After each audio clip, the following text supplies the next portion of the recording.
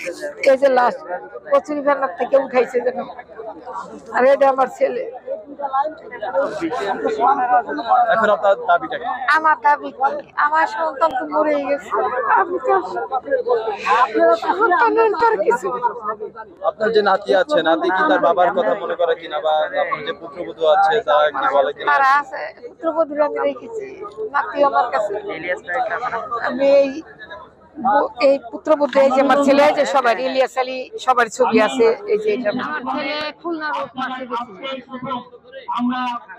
2011-28 রাত্রে ধরে নিচ্ছে।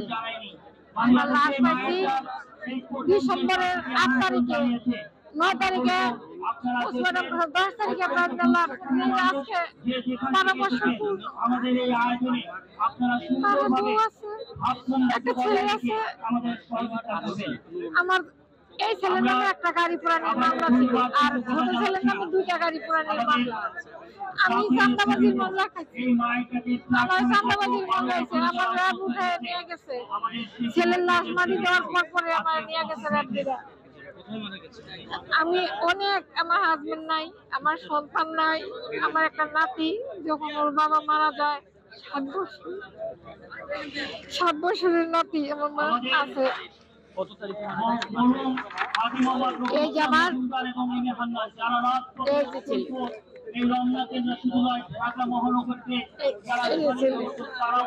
এই যে আজকে 12 বছর, এই যে নাতি, এটা নাতি ওর আম্মা, আর এই যে আমি।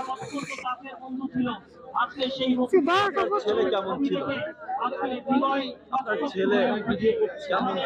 ভালো ছিল, সন্তানের কথা আমার কাছে মনে পড়ে। সন্তান তো সন্তান, একটা সন্তান না হলে 10টা সন্তান দিয়ে একটা সন্তানের অভাব কখনো পূরণ হয় না।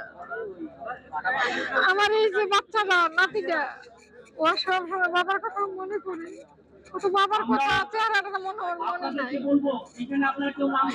আমার বাপ নাই, মা নাই, সন্তান নাই, স্বামী নাই। আমার এই পরিবারটা পুরাই ধ্বংস। আজকে আমার ছেলের মৃত্যুবার্ষিকী,